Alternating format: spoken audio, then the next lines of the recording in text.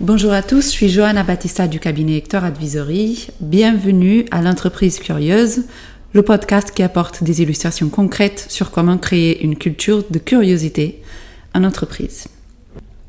Aujourd'hui, j'ai l'immense plaisir de parler avec Hélène Gemaling, qui a intégré le groupe Nestlé il y a plus de 30 ans et a occupé des postes de DRH au sein de différentes activités du groupe. Elle est directrice des ressources humaines de Nespresso France depuis 9 ans. Hélène est quelqu'un qui place l'engagement et l'humain au cœur de sa stratégie RH et déploie des programmes pour inciter à la déconnexion et au bon équilibre vie professionnelle, vie personnelle au sein de Nespresso. Elle est une DRH engagée et est également à l'origine de la signature de partenariats entre Nespresso et des associations afin d'encourager les collaborateurs à porter leurs convictions et à agir pour des causes qui leur tiennent à cœur. Bonjour Hélène. Bonjour. Quand on parle de curiosité en entreprise, qu'est-ce que ça évoque pour vous ?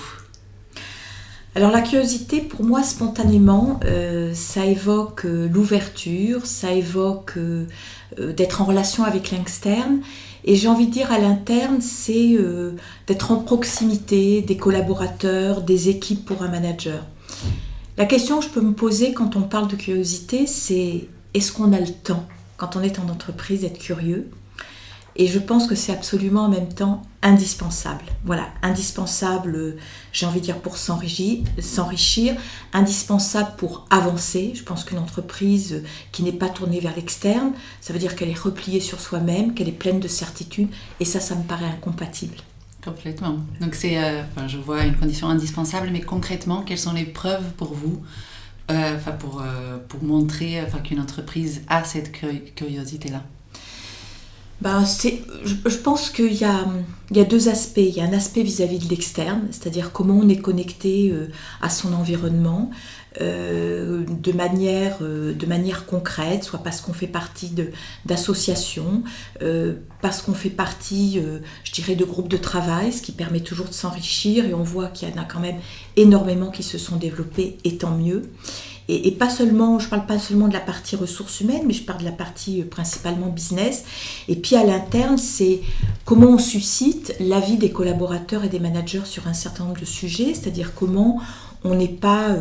moi, je ne pense pas être quelqu'un de...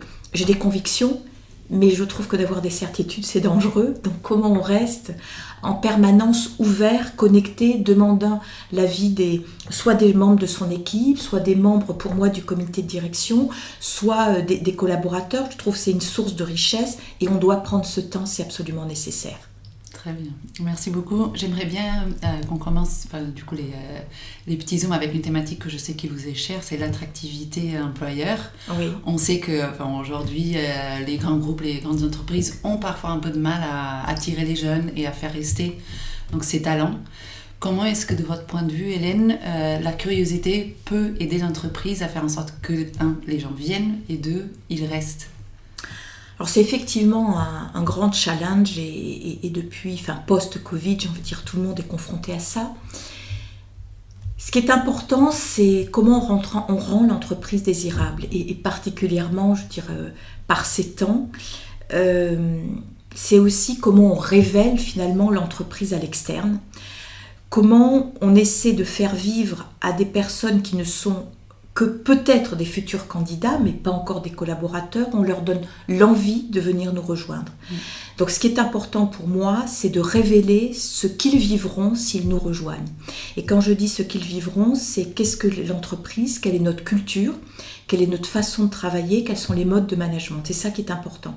Donc oui, je dirais révéler l'entreprise, donc avoir une marque employeur explicite, c'est extrêmement important parce que les candidats ont accès, je dirais, à des tas de facilités, à des tas d'offres.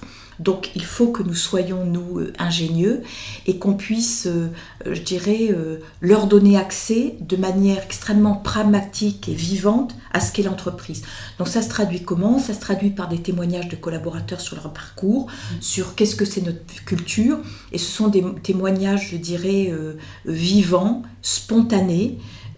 C'est pas quelque chose qui est, défini, où on dit aux collaborateurs ce qu'ils doivent dire. Au contraire, je pense que les collaborateurs sont les meilleurs ambassadeurs d'une entreprise, plus qu'une DRH. Donc c'est comment on fait vivre tout ça et on rend accessible. On a travaillé sur notre promesse employeur, on l'a travaillé avec aussi des collaborateurs et des managers, des personnes qui venaient de nous rejoindre, qui sont là depuis plus longtemps. C'était aussi l'expression, je dirais, directe de ce qu'ils vivent et de ce qu'est Nespresso. Donc ça, c'était important. On a préparé même un toolkit pour nos managers pour qu'ils aient effectivement tous ces moments-là à leur disposition et toutes les preuves, parce qu'en fait, ce qu'on doit apporter, c'est des preuves. Hein. Il ne s'agit pas de raconter une belle histoire, il s'agit d'apporter des preuves.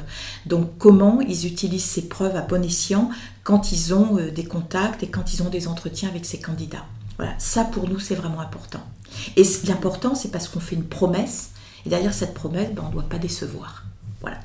Et que, même si des candidats nous rejoignent et donc deviennent collaborateurs, qu'il reste 1 an, 3 ans, 5 ans ou plus, moi, mon engagement et notre engagement en tant qu'entreprise et en tant qu'équipe ressources humaines, c'est que quand ils quittent Nespresso, ils aient appris quelque chose, ils se soient développés et ils se disent la période chez Nespresso, c'était bien. Même si je pars, et personne n'a signé pour 15 ans, 20 ans dans une entreprise, tout ça c'est fini, c'est avec quoi est-ce qu'ils repartent, ils doivent repartir grandis, riches.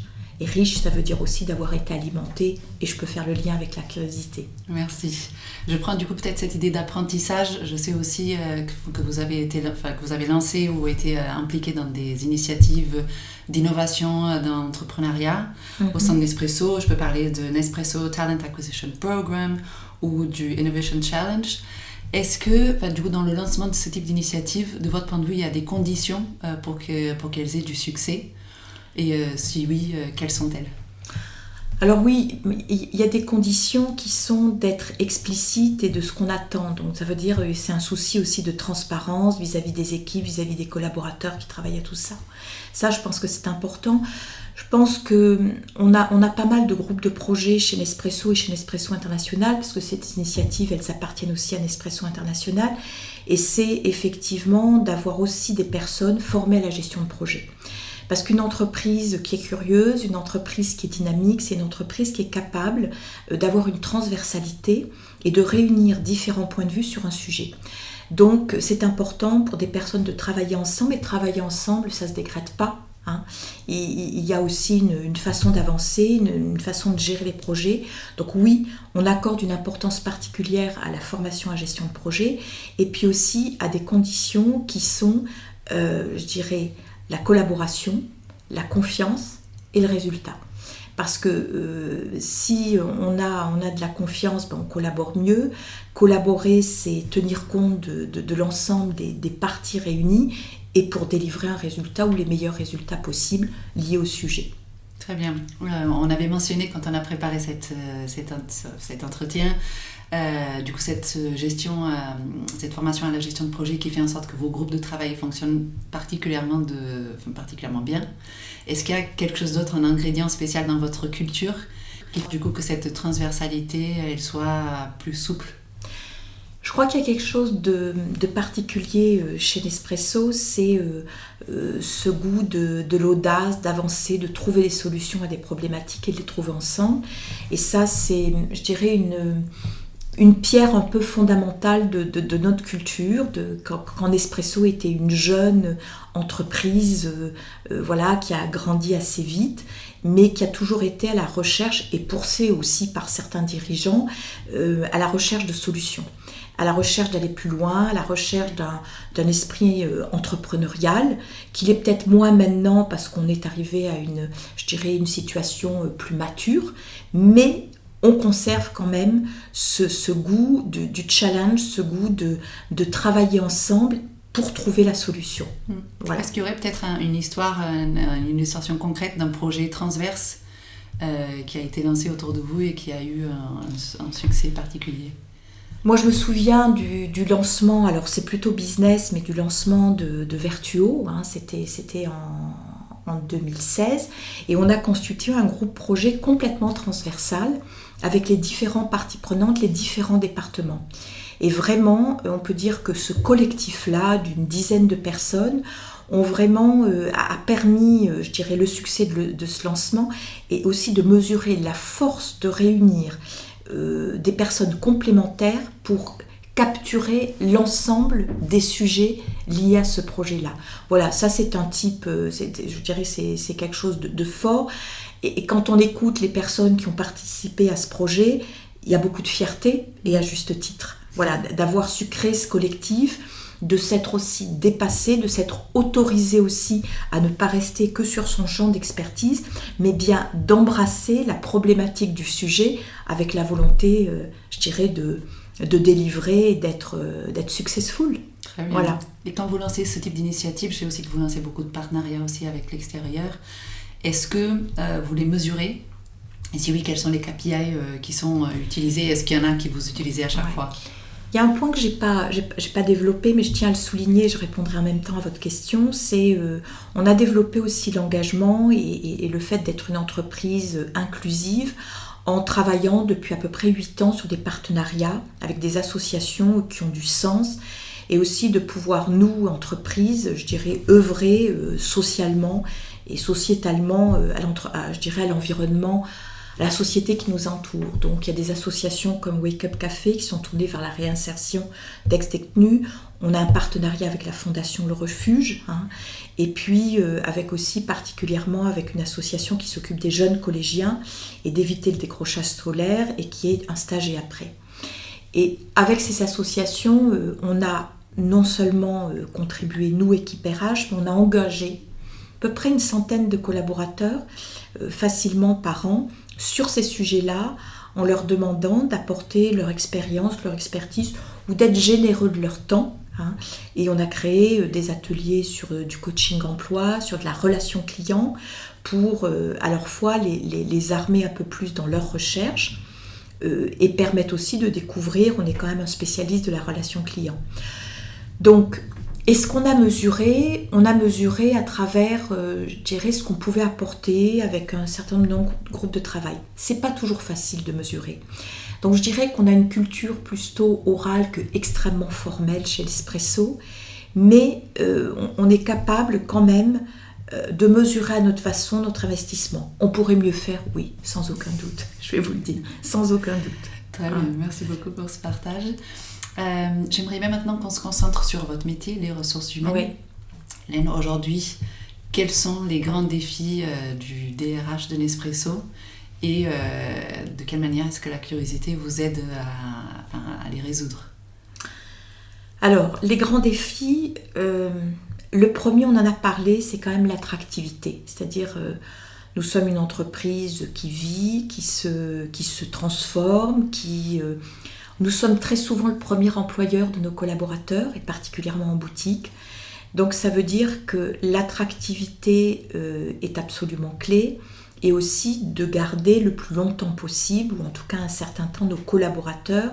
Et pour ça, encore une fois, on peut dire qu'on est une entreprise apprenante. On investit beaucoup sur la formation et le développement. Ça commence avec un séminaire d'intégration de 2 jours qui réunit l'ensemble des collaborateurs, quel que soit leur job. Donc vous pouvez avoir un membre du comité de direction qui vient d'arriver, avec les conseillers clientèle boutique ou des cadres du siège, peu importe. Et puis on a des parcours vraiment de formation, on est des experts de la relation client. 80% de nos collaborateurs sont en contact direct avec les clients. Donc on se doit. Ça, c'est un premier challenge, et aussi de réduire ce fameux timing pour les candidats entre les entretiens, etc.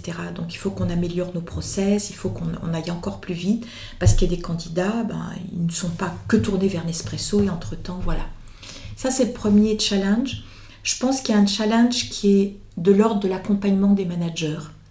C'est compliqué d'être manager. Moi, je trouve que c'est un job formidable, mais en même temps, oui, c'est compliqué, parce que de plus en plus, il y a un certain nombre de sujets qui s'invitent dans le quotidien, où les collaborateurs ont aussi plus d'exigences, où aussi on fait part de ses souhaits, je dirais, plus individuels dans une entreprise. Donc, c'est comment on construit un collectif tout en tenant compte du point de vue de chacun. Alors, le point de vue sur un sujet business, mais aussi des desiderata de chacun. C'est-à-dire qu'on doit être à l'écoute. Ça ne veut pas dire qu'on dit oui à tout, mais comment on entretient des relations informelles avec ses collaborateurs, comment on a du temps à consacrer à ses collaborateurs individuellement et collectivement. Et ça, je crois que c'est la clé de la réussite. C'est aussi un enjeu vraiment primordial.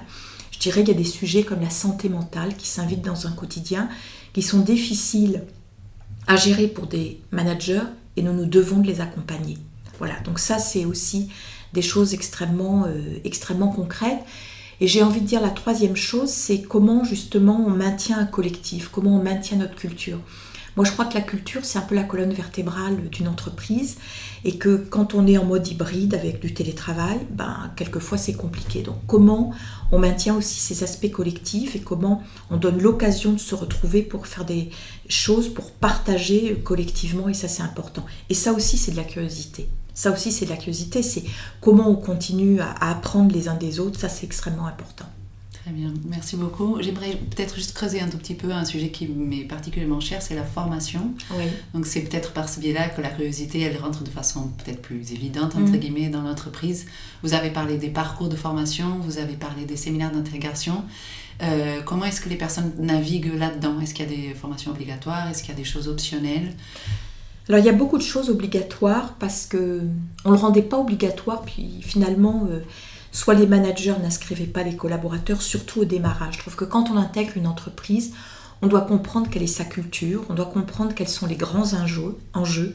Lors de ce séminaire d'intégration qui intervient normalement dans les 3 premiers mois où le collaborateur joue l'entreprise, on présente les priorités business de Nespresso France. Ça veut dire que très rapidement, les collaborateurs sont au courant des priorités et peuvent aussi se retrouver dans une ou deux d'entre elles. Voilà.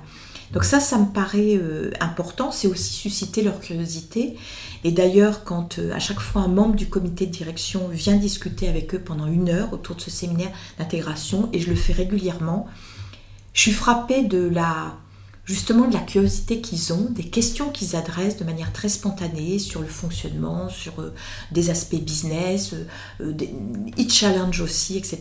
Et je trouve ça formidable parce qu'on leur permet d'être eux-mêmes et on leur permet d'être curieux et d'exprimer cette curiosité. Moi, je les engage vraiment à poser des questions. Je trouve qu'il n'y a aucune mauvaise question. Il n'y a pas de questions dérangeantes à partir du moment où on y met les formes. Tout peut être discuté dans le fond. Si c'est très confidentiel, on a la transparence de dire c'est confidentiel. Mais c'est ça aussi, c'est permettre l'expression de chacun. Je veux dire, moi j'ai envie de dire que quand on vient travailler, on doit avoir du plaisir. Donc on doit... pouvoir s'exprimer, pouvoir aussi challenger, il faut l'accepter, je dirais, de l'autre côté. Donc voilà, la formation, séminaire d'intégration, c'est important. Les parcours clients, on explique et le manager doit aussi donner du sens. Les équipes ressources humaines accompagnent. Et puis quand on grandit, on a je dirais de la formation qui est quelquefois plus optionnelle, qui est soit sur une partie plus technique, soit managériale. Mais managériale, on a aussi construit des parcours pour des primo-managers et pour des managers plus seniors. Et je crois que c'est notre responsabilité de les alimenter. Parce qu'on doit pouvoir se remettre en question, on doit pouvoir aussi créer des débats, des forums, on doit pouvoir réunir des managers sur une problématique. Là aussi, c'est de la curiosité, c'est partager ensemble des situations délicates ou des problèmes et essayer de les résoudre ensemble. Donc oui, je dirais que tout au long de la vie professionnelle, la formation doit être une source d'enrichissement et de curiosité, et susciter la curiosité. Par aussi des interventions externes, par des témoignages de personnes qui nous apportent une vision ou qui peuvent nous aider à réfléchir autrement. Et c'est ça aussi, se remettre en question. C'est aussi entendre, je dirais, ou illustrer des situations, quelquefois tout à fait externes à Nespresso ou externes au groupe Nestlé, et puis se dire finalement, mais moi ça me fait réfléchir autrement, j'avais pas vu les choses sous cet angle. Donc c'est donner les moyens aussi d'un apprentissage et d'une remise en cause, j'ai envie de dire managériale, intellectuelle, personnelle. Et ça, je trouve que c'est cette forme de curiosité, ça nourrit. Et on doit être nourri. Merci. Donc quelque chose qui en ce moment nous fait nous poser beaucoup de questions et nous remettre même en question par rapport à notre manière de faire et même de mener nos différents métiers, c'est l'intelligence artificielle. On ne peut pas ne pas en parler, c'est le thème du moment. Quelle est, Hélène, votre posture par rapport à l'intégration de l'intelligence artificielle dans les manières de travailler et comment est-ce que vous attaquez ce sujet chez Nespresso ? J'ai rencontré beaucoup de personnes parce que là aussi ça suscite de la curiosité. On peut entendre, je dirais, une vulgarisation. Et nous avons rencontré des personnes différentes qui travaillent depuis longtemps sur l'IA. Moi je trouve qu'il faut être d'abord prudent, c'est-à-dire ne pas tomber dans l'excès de tous les jobs vont être transformés, ça va être un raz-de-marée, etc. Je pense qu'on dit des choses comme ça et qu'il faut être un peu prudent. En revanche, je pense on doit s'intéresser à ce sujet qui fait partie de notre environnement, qui va en faire de plus en plus partie. Je pense que ça peut être la solution à plus d'efficacité, à des activités qui n'ont pas vraiment de valeur ajoutée pour permettre aux collaborateurs de se concentrer sur autre chose. Voilà, moi je crois que c'est ça ce qu'il faut. Et pour ça, il faut être curieux et se tenir au courant, rencontrer régulièrement des personnes. Bien sûr, il peut y avoir des réflexions qui sont même, je dirais, au-delà de mon job, qui sont au niveau de Nespresso International ou du groupe Nestlé, et c'est normal. C'est aussi de la responsabilité de l'entreprise. Voilà. Après, de dire que l'IA va nous régir, moi je dis attention, je pense que l'humain est extrêmement important. L'intelligence humaine, elle est formidable parce qu'elle est aussi capable de s'adapter à partir du moment où on la guide, à partir du moment où on fait cette transition ensemble et on va franchir étape par étape. Parce que je ne pense pas qu'on passe d'un stade A ou B sans étape intermédiaire. Voilà. Voilà. Donc c'est notre responsabilité d'être en contact avec l'environnement, de voir ce qui pourrait changer dans les 6 mois, dans les 1 an, dans les 2 ans, dans les 3 ans. Mais je pense qu'il ne faut pas en tout cas céder à un effet de panique. Je pense qu'il faut rassurer et rester tout en ouverture et encore une fois, éviter les certitudes et rester curieux justement et apprenant sur le sujet qui nous entoure. Okay. C'est du coup ce que vous faites, vous avez déjà testé quelque chose Alors on a sur le recrutement, c'est pas tout à fait de l'intelligence artificielle, mais en tout cas c'est une aide pour les managers à partir de, je dirais, d'un questionnaire vis-à-vis des futurs candidats, d'aller plus vite pour évaluer les compétences et leur permettre d'aller de manière plus concrète sur l'appréciation quand ils voient des candidats. Voilà, donc c'est pas tout à fait de l'intelligence artificielle, on est un peu entre les deux, mais en tout cas c'est une aide à la décision basée sur des programmes un peu d'intelligence artificielle. Voilà. Merci beaucoup. Je voulais qu'on termine avec une petite question que vous nous donnez une suggestion. Est-ce qu'il y a quelqu'un que vous aimeriez bien entendre parler aussi de curiosité ? Alors spontanément, oui, je pense à quelqu'un qui est Mathilde Lecause, qui est DRH de Mazars et qui en même temps œuvre beaucoup sur le Lab RH. Et je pense que le Lab RH, il n'est fait que de curiosité, de s'intéresser au sujet, de pousser les sujets. Donc je pense que c'est quelqu'un qui est naturellement curieux et qui vit dans cet environnement-là. Ça marche. Merci beaucoup Hélène. C'était un plaisir d'échanger avec vous et à très bientôt. Merci à vous. Merci. Ce podcast a été préparé avec l'aide de Christina Fares et est édité par le studio Au revoir Charlie.